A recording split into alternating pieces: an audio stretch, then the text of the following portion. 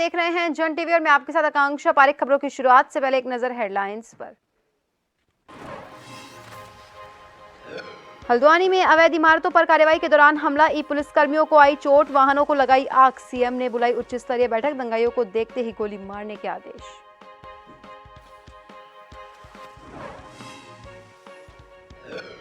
CM Dhami का देहरादून में नागरिक अभिनंदन कार्यक्रम, भाजपा कार्यकर्ताओं ने किया जोरदार स्वागत। कहा 7 फरवरी का दिन ऐतिहासिक, यूसीसी लागू होने पर सभी धर्मों में खुशी।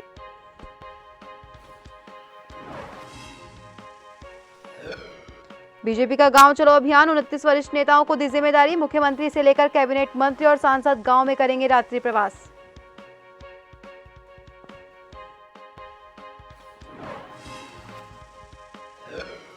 बीजेपी में शामिल हुए कांग्रेस के कई नेता, भाजपा प्रदेश अध्यक्ष महेंद्र भट्ट ने दिलाई सदस्यता। कहा अभी भाजपा में शामिल होने वालों की लंबी लिस्ट।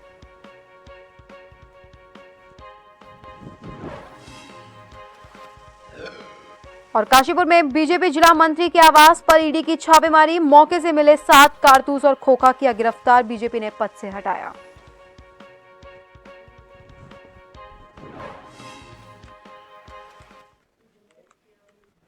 और अब खबरें विस्तार से। मुख्यमंत्री पुष्कर सिंह धामी ने हल्द्वानी में हुए अवैध इमारतों पर कार्रवाई के दौरान, आपको बता दें कि बलभुनपुरा में अवैध निर्माण को हटाए जाने के दौरान पुलिस और प्रशासन के अधिकारियों और कार्मिकों पर हुए हमले और क्षेत्र में अशांति फैलाने को गंभीरता से लिया। मुख्यमंत्री ने सभी संबंधित अधिकारियों को क्षेत्र में शांति और कानून व्यवस्था सुनिश्चित किए जाने के निर्देश भी दिए हैं। मुख्यमंत्री ने इस संबंध में गुरुवार को शाम मुख्यमंत्री आवास में मुख्य सचिव राधा रतूड़ी, पुलिस महानिदेशक अभिनव कुमार और अन्य उच्च अधिकारियों के साथ स्थिति की समीक्षा की। मुख्यमंत्री ने स्थानीय लोगों से शांति बनाए रखने की अपील करते हुए अराजक तत्वों के विरुद्ध सख्त कार्रवाई के निर्देश दिए।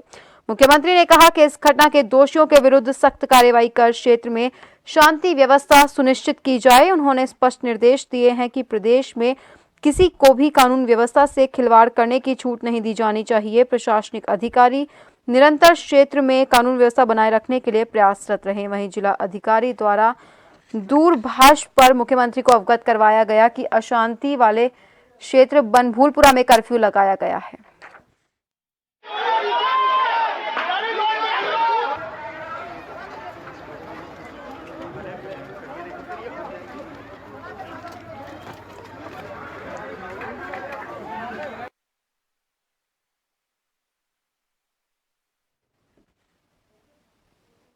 बनभूलपुरा क्षेत्र में न्यायालय के आदेशों के क्रम में प्रशासन की टीम अवैध अतिक्रमण को हटाने गई थी।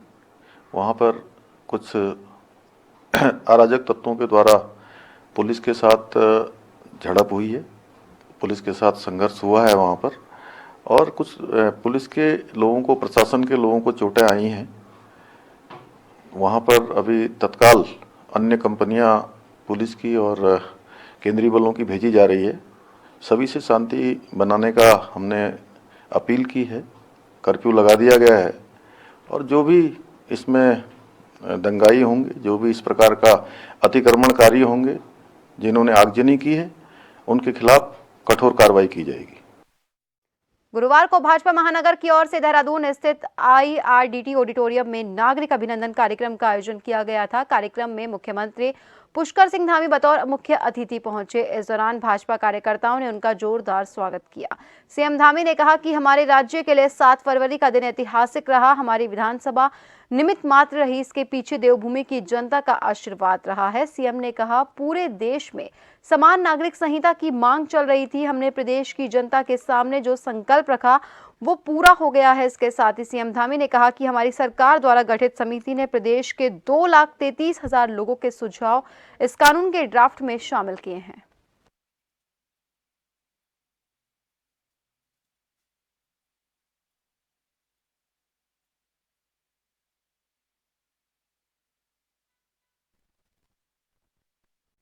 उत्तराखंड की सरकार द्वारा विधानसभा में यूसीसी ड्राफ्ट प्रस्तुत करने के बाद धर्मनगरी हरिद्वार के साधु संतों ने धामी सरकार का स्वागत और धन्यवाद किया। इसके साथ ही उन्होंने खुशी जाहिर करते हुए कहा कि यूसीसी उत्तराखंड के साथ साथ ही अब पूरे देश में लागू होना चाहिए। वहीं जो यूसीसी का विरोध कर रहे हैं उनको पाकिस्तान भेज देना चाहिए। धर्म नगरी हरिद्वार के साधु संतों में खुशी की लहर है। संतों का कहना है यूसीसी कानून पूरे देश में लागू होना चाहिए। इसके साथ ही जो लोग इस कानून का विरोध कर रहे हैं उनको पाकिस्तान भेज देना चाहिए। ये आपकी इस मीडिया के माध्यम से पहले तो मैं उत्तराखंड सरकार को जो समान नागरिक संहिता कानून लाए हैं उसके लिए बधाई देता हूं। और मैं समझता हूं कि उत्तराखंड के साथ साथ पूरे देश में इस तरह की व्यवस्था होनी चाहिए ताकि समाज में असंतुलन पैदा नहीं हो और हर नागरिक को, हर महिला को, हर व्यक्ति को समान रूप से उसका अधिकार प्राप्त हो। कोई यहाँ पर योग्य सक्षम संत जो समाज के साथ खड़ा रह सके, समाज के दुख दर्द में सहभागी हो सके, ये पार्टी का निर्णय वो किसको ठीक समझते हैं तो यहाँ पर चुनाव लड़ाना चाहिए ताकि ये देवभूमि के स्वरूप का ये द्वार है और द्वार बचेगा तो देवभूमि का स्वरूप बच सकता है। इसके पीछे ये हेतु है। कांग्रेस पार्टी को एक बार फिर से बड़ा झटका लगा। कांग्रेस पार्टी के खटीमा ब्लॉक प्रमुख रंजीत सिंह नामधारी अपने सैकड़ों कार्यकर्ताओं के साथ भाजपा की सदस्यता में चले गए। इसी तरह से कांग्रेस पार्टी के प्रदेश महामंत्री कृष्ण बहुगुणा भी कार्यकर्ताओं के साथ में भाजपा का दामन थाम लिए। भाजपा प्रदेश कार्यालय में आज सदस्यता कार्यक्रम का आयोजन किया गया। इस मौके पर भाजपा के प्रदेश अध्यक्ष महेंद्र भट्ट ने कई पदाधिकारियों को शपथ दिलाई। इस दौरान भाजपा प्रदेश अध्यक्ष महेंद्र भट्ट का कहना है कि सदस्यता अभियान का कार्यक्रम आगे भी जारी रहेगा।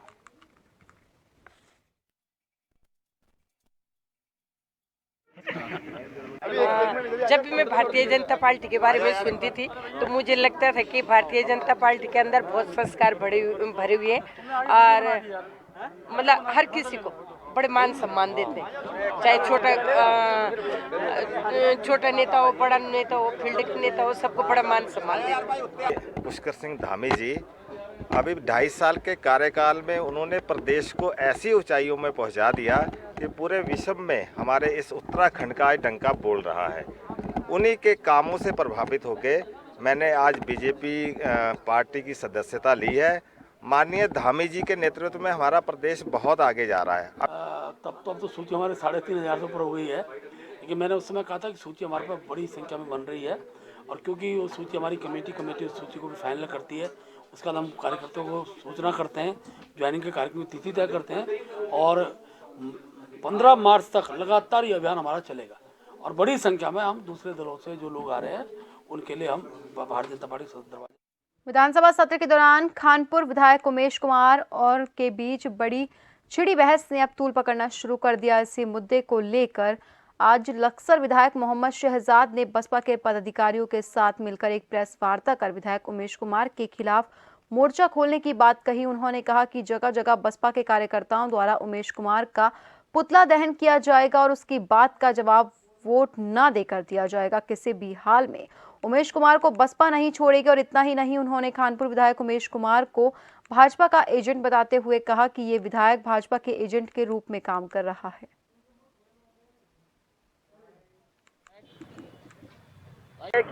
माननीय विधायक की साथ में जो सदन में जो कुछ हुआ, मैं उसकी उस संबंध में मैं यहाँ आया हूँ और हम लोग बहुजन समाज पार्टी के सिपाही हैं। अनुशासन में रहते हैं हम लोग, अनुशासन में ही। माननीय बहन जी, हम भले ही प्रदेश अध्यक्ष हैं परंतु हम बूथ कमेटी, सेक्टर कमेटी संगठन को देखते हैं, परंतु अभद्र भाषा का अगर कोई प्रयोग करता है तो फिर हम उसका बदला जरूर लेंगे। हमारे पास जनता है और बहुजन समाज पार्टी विधानसभा स्तर पर जाकर के पुतला दहन करेगी। मैं उसे ये कहा कि भाई यूसीसी पर चर्चा हो रही है, ये पहले से तय हो चुका है कि उस पर चर्चा होगी, अन्य मुद्दा नहीं उठागा तो आप बैठ जाओ। मैं और क्या बुरा कहा है? अगर उसका विरोध करना था तो पहली शिफ्ट में करता ना 11 बजे, और नहीं क्वेश्चन ओवर होगा कहता वो, नहीं शून्य काल होगा, मेरे पर्सन है, तब तो नहीं कहा, ना। तो क्या आगे क्या रहेगा? अपनी नौकरी और पेंशन की मांग को लेकर पिछले 11 दिनों से लोहाघाट के गांधी पार्क में धरना दे रहे गुरिल्लाओं का अनशन गुरुवार को भी जारी रहा। एसडीएम लोहाघाट रिंकू बिष्ट के द्वारा अनशन स्थल पर आकर गुरिल्लाओं के 5 नेताओं को 11 फरवरी को मुख्यमंत्री पुष्कर सिंह धामी से मिलाने के लिखित आश्वासन देने के बाद अनशनकारी गुरिल्ला धीरज पुनेठा और अन्य गुरिल्लाओं ने 4 दिन से चले आ रहे अनशन को समाप्त कर दिया। वहीं एसडीएम रिंकू बिष्ट ने बताया कि अनशनकारी गुरिल्लाओं ने 11 फरवरी को 5 गुरिल्ला नेताओं को लोहाघाट दौरे में आ रहे मुख्यमंत्री से मिलने की मांग रखी थी, जिसे शासन ने मान लिया है और गुरिल्लाओं को मुख्यमंत्री से मिलाने का लिखित आश्वासन दिया गया है, जिसके बाद गुरिल्लाओं ने अपना अनशन समाप्त किया।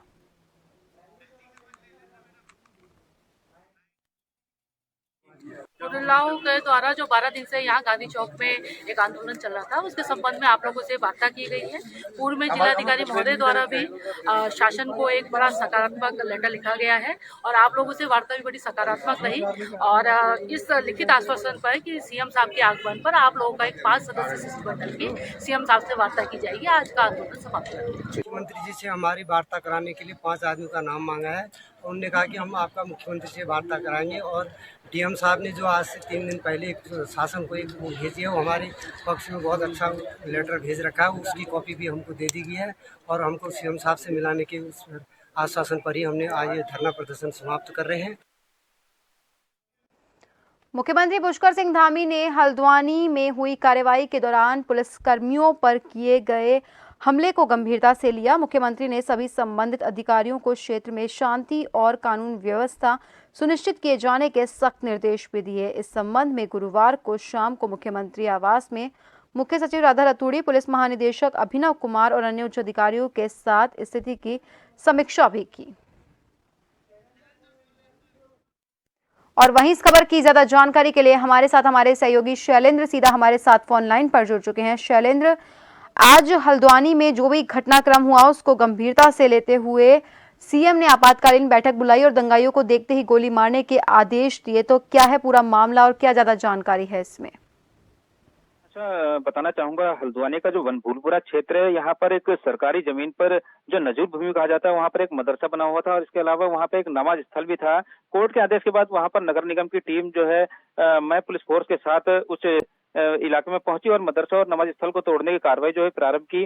देखते देखते वहां पर भीड़ इतनी बढ़ गई कि अफरा तफरी का माहौल हो गया और समुदाय विशेष के तरफ के लोगों की तरफ से लगातार पुलिस के ऊपर पथराव भी किया गया। पुलिस द्वारा स्थिति को काबू पाने के लिए लगातार आंसू गैस के गोले भी छोड़े गए, लेकिन स्थिति जो है चिंताजनक बनी रही और शाम होते होते स्थिति ऐसी हो गई कि कई पुलिसकर्मी भी घायल हो गए। इसके अलावा कुछ मीडिया कर्मी जो कवरेज करने के लिए पहुंचे थे वो भी गंभीर रूप से घायल हो गए।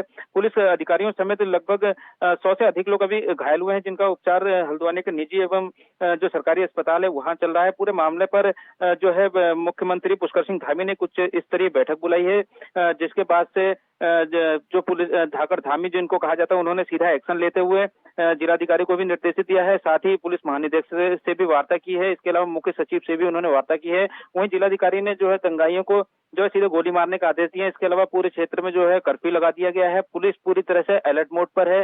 बात करें सुरक्षा व्यवस्था की तो जो है 4 पैरामिलिट्री फोर्स के अलावा आसपास के थानों से लेकर के आसपास के जिलों की पुलिस फोर्स भी बुलाई गई है। जी आकांक्षा।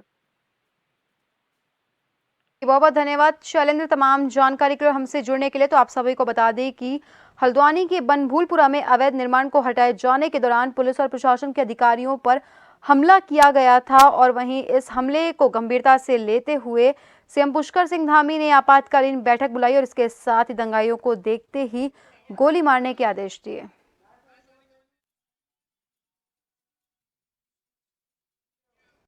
रुड़की के सिविल लाइन कोतवाली क्षेत्र ढंडेरा में हुआ दर्दनाक हादसा। रोडवेज बस ने मारी दूध लेने जा रहे व्यक्ति को टक्कर। वहीं टक्कर लगने से व्यक्ति की मौके पर ही मौत हो गई। बस ड्राइवर बस को छोड़कर इस दौरान मौके से फरार हो गया। शिवजी कॉलोनी का रहने वाला था मृतक। पुलिस पहुंची मौके पर।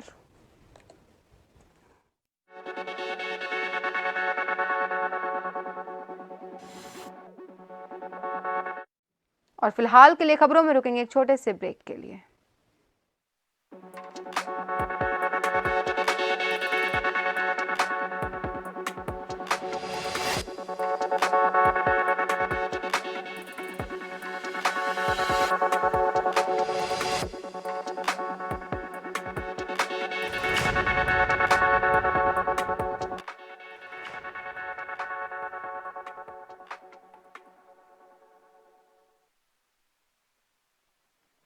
ब्रेक के बाद एक बार फिर से आप सभी का स्वागत है। बढ़ते हैं अगली खबर की ओर। बॉलीवुड के फिल्म लव ब्लड की आज लालकुआ कोतवाली में शूटिंग की गई, जिसके अभिनेता राज बब्बर के बेटे अभिनेता आर्य बब्बर और सीआईडी धारावाहिक फेम दया उर्फ दयानंद शेट्टी, अभिनेत्री इंदु सोलंकी और पायल बनर्जी हैं। लालकुआ कोतवाली में जैसे ही बॉलीवुड के कलाकार पहुंचे तो देखने वालों की भारी भीड़ इस दौरान इकट्ठा हो गई। वहीं पुलिस को भीड़ पर नियंत्रण करने के लिए काफी मशक्कत करनी पड़ी।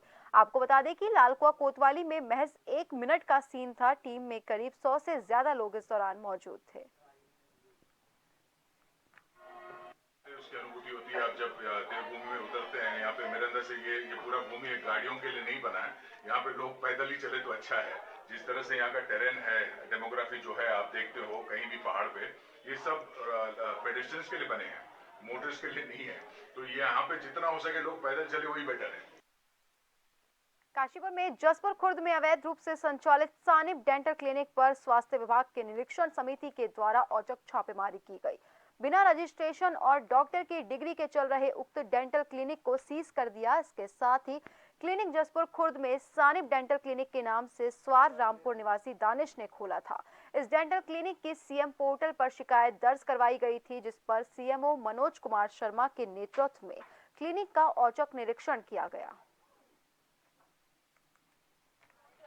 लगातार इस क्लिनिक के खिलाफ जो है सीएम पोर्टल की शिकायत प्राप्त हो रही थी।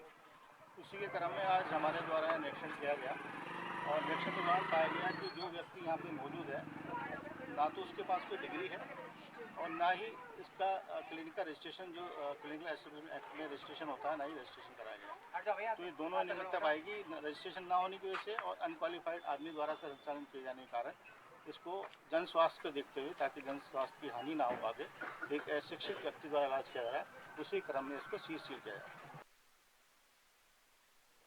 कुंडा थाना पुलिस चोरी का ट्रैक्टर और ट्रॉली बरामद करते हुए मामले का खुलासा किया है। पूछताछ के दौरान पकड़े गए अभियुक्त ने अपना नाम इदरीस बताया। उसके कब्जे से चोरी की गई एक ट्रॉली के चोरी किया गया एक ट्रैक्टर भी बरामद किया गया। फिलहाल पुलिस ने अभियुक्त का चालान कर न्यायालय के समक्ष पेश किया।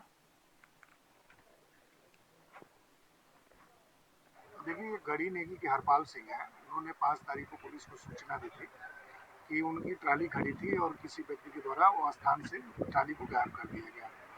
चूँकि कृषि का सीजन चल रहा है और काश्तकार के लिए ज़्यादा इम्पोर्टेंट है वो ट्राली, क्योंकि आजकल गन्ने का भी सीजन चल रहा है। तो इस प्रकरण को संवेदनशीलता से लेते हुए हमारे जो SHO काशी ये मुंडा है, इनके नेतृत्व में एक टीम गठित की गई थी। बाद में एक ये लड़का है जो कि आइडेंटिफाई हुआ और इसका नाम इदरीस है। ये डिलारी थाना मुरादाबाद का है। खबर जनपद उधम सिंह नगर के जसपुर क्षेत्र से है, जहां इन दिनों तहसील प्रशासन द्वारा बकायेदारों से वसूली का कार्य जोरों पर जारी है। उसी के चलते आज 49 लाख रुपए की वसूली को लेकर अहमदनगर में अशोक कुमार की जमीन की कुर्की भी की गई। उसके अलावा यदि समय के मुताबिक उनके द्वारा धनराशि नहीं दी जाती है तो बहुत जल्द जमीन नीलाम कर वसूली की जाएगी।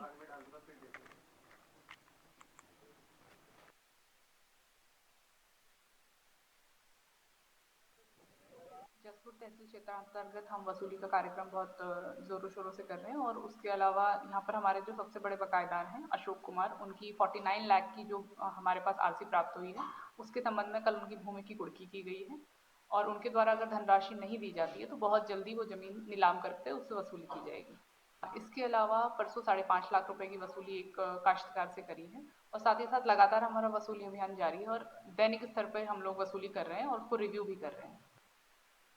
सितारगंज में मालपुरी के पास अमरिया की ओर से आ रहे 2 मोटरसाइकिल सवार को एक तेज रफ्तार डंपर ने पीछे से टक्कर मार दी। वहीं टक्कर लगने से बाइक सवार चालक की दर्दनाक मौत हो गई और बाइक पर बैठा दूसरा व्यक्ति गंभीर रूप से घायल हो गया। डॉक्टर ने घायल को प्राथमिक उपचार के बाद हायर सेंटर रेफर कर दिया। वहीं साथ ही मृतक के शव को पुलिस ने अपने कब्जे में लेकर पंचनामा भरकर पोस्टमार्टम के लिए भेजा।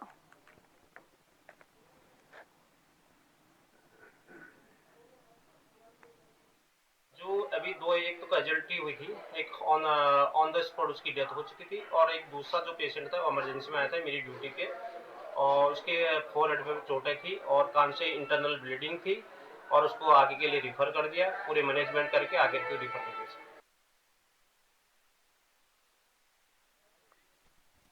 प्रवर्तन निदेशालय ने मंगलवार को उत्तराखंड के पूर्व वन मंत्री हरक सिंह रावत और वरिष्ठ आईएफएस सुशांत पटनायक सहित कई अफसरों के घर पर छापे मारे। वहीं ईडी की टीमों ने मंगलवार रात 12 बजे से बुधवार रात 11 बजे तक रावत और आईएफएस अफसरों के देहरादून, हरिद्वार, पौड़ी, विकासनगर, ऋषिकेश में कई ठिकानों पर छापेमारी की। सुशांत पटनायक के घर से इस दौरान करोड़ों की नकदी बरामद हुई। वहीं काशीपुर में भी हरक सिंह के विश्वास पात्र भाजपा नेता अमित सिंह के घर और कार्यालय पर छापा मारा, जिसके बाद बीजेपी नेता अमित सिंह की गिरफ्तारी की भी खबर है।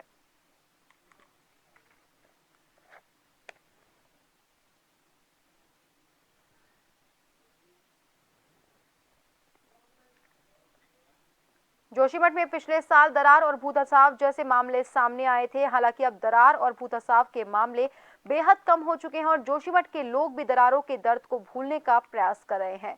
वहीं जोशीमठ के ही रविग्राम वार्ड में लंबे समय बाद मेले का आगाज हुआ। पहले दिन से ही यहां पर लोगों की भीड़ बढ़ने लगी। स्थानीय लोग मेले में जमकर खरीदारी करते हुए नजर आए।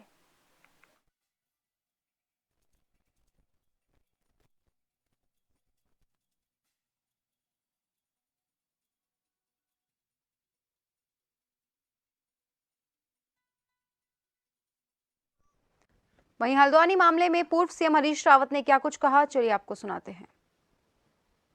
हल्द्वानी की स्थिति से हम सब चिंतित हैं। हल्द्वानी का इतिहास प्रेम, भाईचारे और सौहार्द का रहा है। हमारा शांत आगे बढ़ता हुआ हल्द्वानी यदि उबल रहा है तो ये चिंता का विषय है हम सब। हल्द्वानी हमारा अभिमान है, हमारी शान है, हमारी शान है, हमारी कमर्शियल कैपिटल है।